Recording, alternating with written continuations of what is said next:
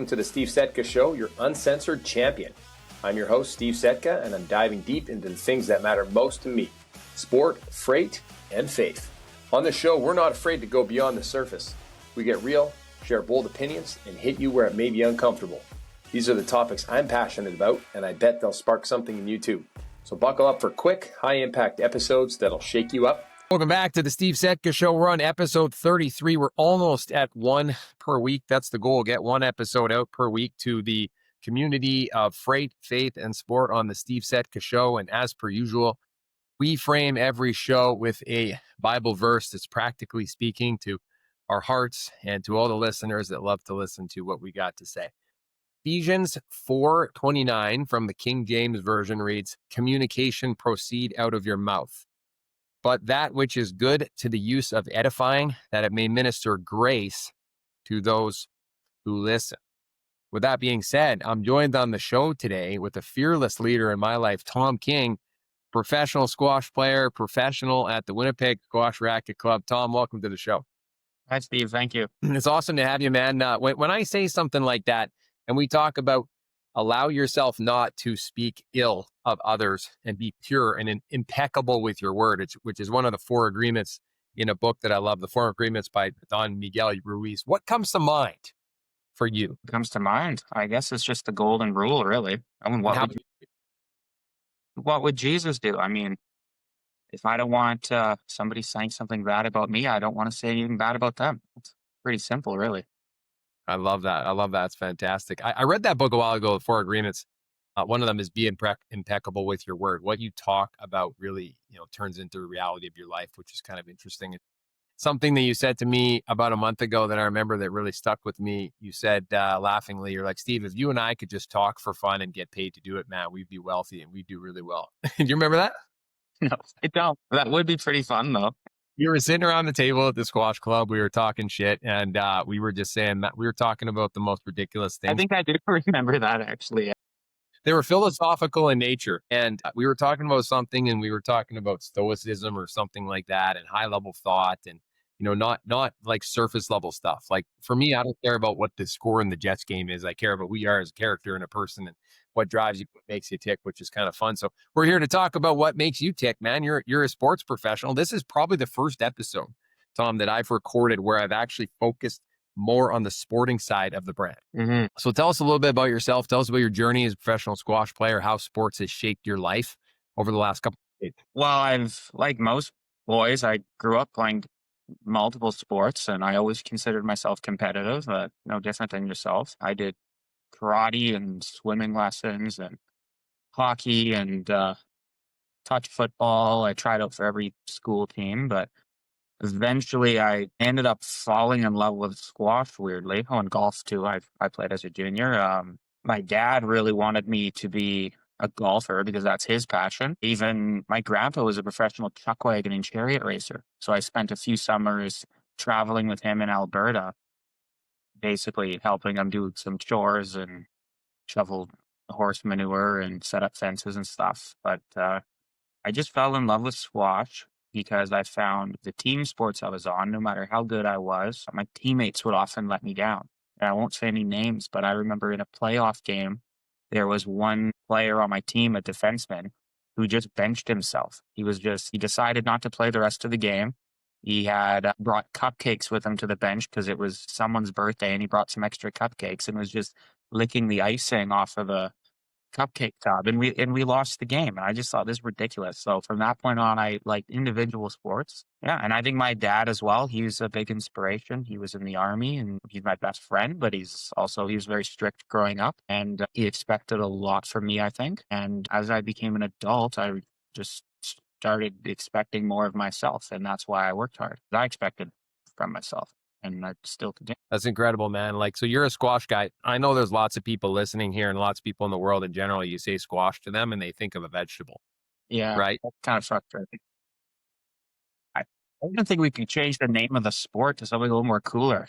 Yeah. It's kind of laughable. It is kind of funny. I have a water bottle that's actually a squash vegetable on playing squash, which is super funny. It's a great sport. It's been around forever. I think it's got British origins. It's a racket sport, right? It's incredible. It hasn't taken off in the same way because it's probably not as, viewer friendly and spectator friendly as a sport like tennis is, for example. But I mean, it's been a big part of your life. It's been a big part of my life for the last 4, 5, 6 years as well, too.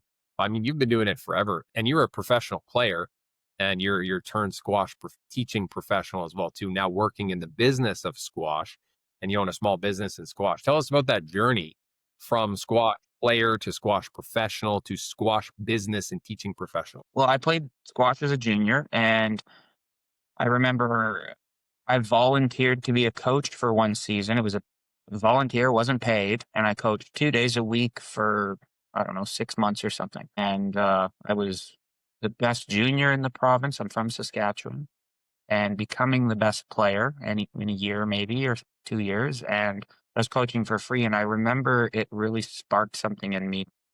At the end of the season, the other volunteer I was with, Dave Sutherland, we had $80 left, and we had some grant money for this junior program. And he gave me the $80 as an honorarium, and he said, you can go to the movies now and take a date or bring a friend or something. And I thought it was the coolest thing ever that I just got paid $80 to coach squash, but I probably did 30 hours of work for $80, but I thought it was the coolest thing. So that kind of sparked my interest that I could make money with it. And funny enough, where I work now, the Winnipeg Squash Racket Club, I used to go there as a junior to play tournaments and get coaching from the previous head pro, or the head pro at the time, Gene Turk. And I remember thinking that it was so cool that he gets paid to be at a place that people just want to hang out at. So that also sort of inspired me, was Gene Turk and getting paid that $80. That's crazy, man. I know you've traveled a little bit. Tell us about your experience around the world playing squash and being a professional. It was pretty rough.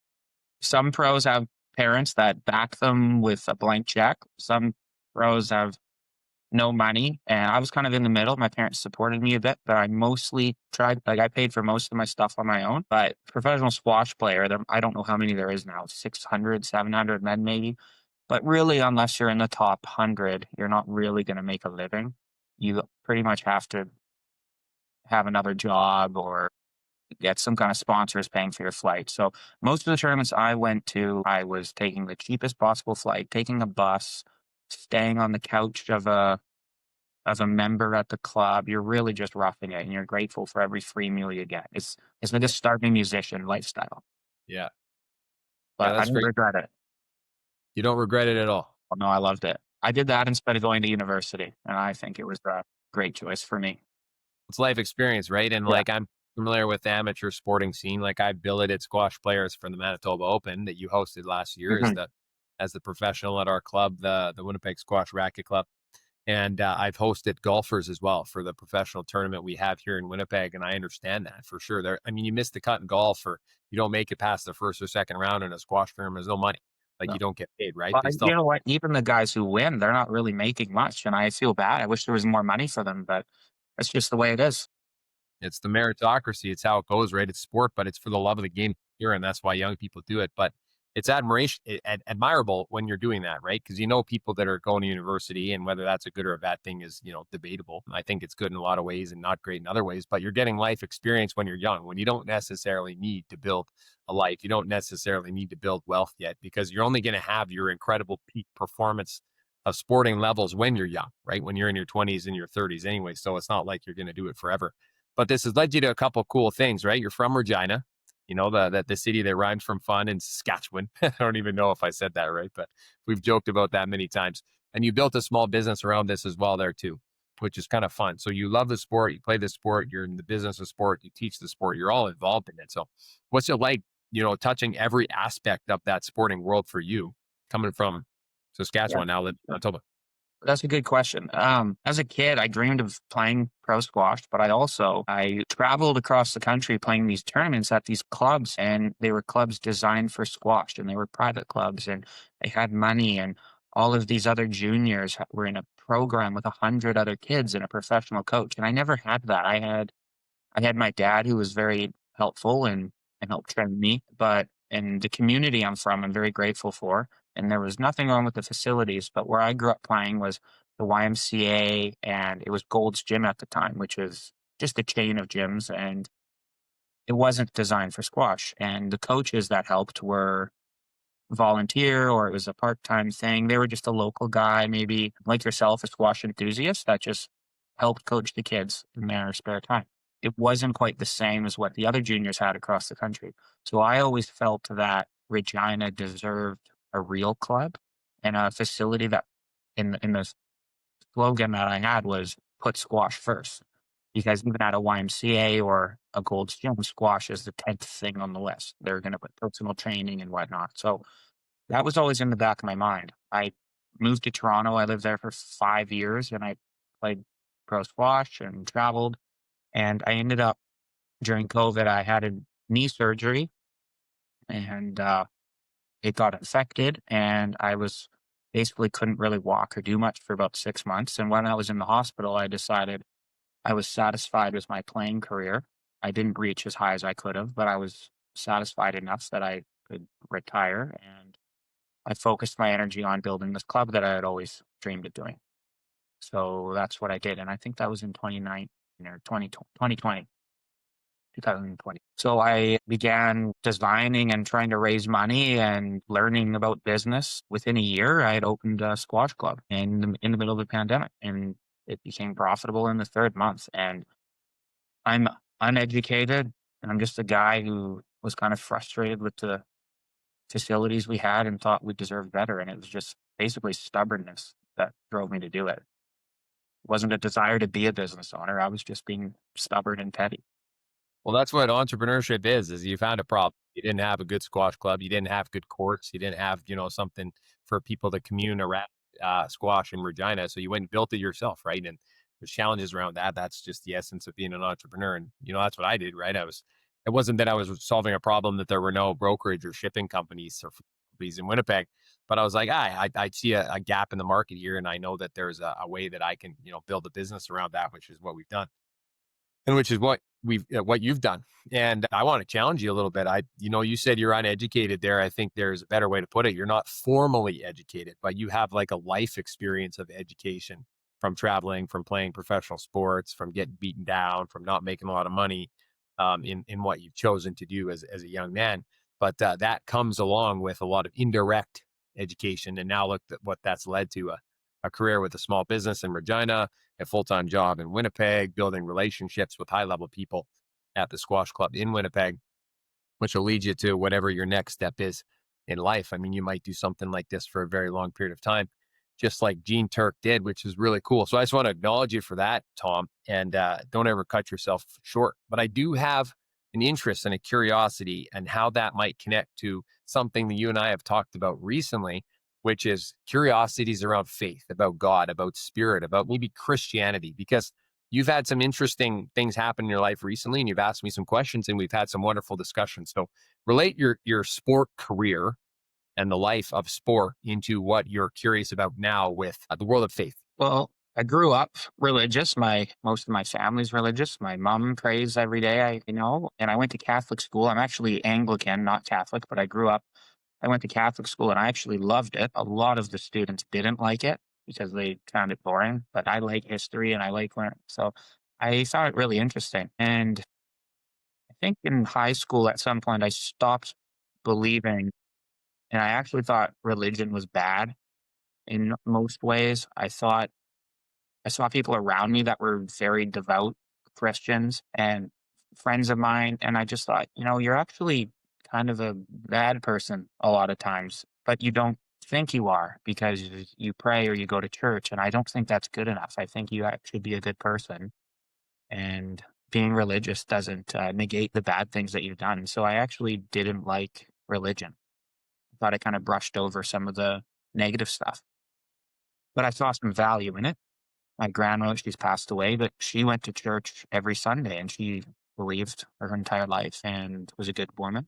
But the best benefit is she drove into town and met with her friends and went out for lunch and she socialized and it was a sense of community for her. So I saw the goodness and faith there. But yeah, very recently there's been a few things happen and every man goes through struggles. And I found that I began praying again in sort of desperation, to be honest. And I felt less sort of lonely. I felt like there was some hope and basically I just felt good.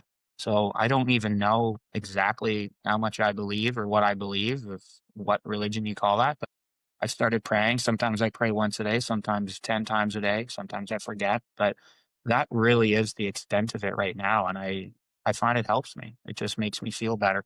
I feel like there's always someone there with me. And I'm never going to force anyone to be religious because I know what it's like to be on the other side. But it's helped me, and I'm kind of happy it's come back into my life. That's a pretty fascinating story for sure, because I think a lot of us can relate to that, and I definitely can too. I went to a Catholic school as well through high school, and you also went. I guess you went to school in Toronto as well. But we had I had an experience like that as well, where it was I saw the bad or the negative in religion per se. The perspective shift for me was I stopped looking at it like religion and looking at it as a perspective and faith that I had for myself per se. Because you're right, you can get very caught up in the world and in people who hide behind Jesus, or Hmm. they hide God, or they use religion as a guise or a mechanism to cope, to do things that you don't think are very admirable for sure. Like there's a lot of people that don't live faithfully or spiritually in alignment with how they should, but they utilize the word in their own flavor, which it talks about in the Bible specifically. If you're spinning it into your own mission or how you see it should be, you're losing the transformative power that the word can have, that the Bible teaches us, which is what we talk about all the time on the show, right? The episode today we framed with be impeccable with your word. Be careful with what comes out of your mouth and how you act in alignment with what you're saying, because it might be incongruent. And that's what came to be in my life as well too. But when I changed my perspective a little bit about that, I thought, hey, there's a lot of good that can come from this. And I feel the same way. I'm never alone, but I'm alone on earth, and I'm not around people like I am right now. Like my wife's not around all the time. My family's not always here. Your parents aren't going to be there forever. But what I came to a realization, Tom, was that from the day and the minute that I was born to the day and the minute that I will die, in that dash in between, the only constant in my life is the Holy Spirit. There won't be any people, there won't be any action, there won't be any systems that were there the entire time. So that makes me helps me feel a little bit better as well too. So thanks for sharing that with me, man. It's really powerful, and I want to acknowledge you for that as well too, and just pray for you and continue to go down that path of learning and understanding, and choosing whether it's right for you or not right for you, and just doing the right things. Appreciate it, Steve.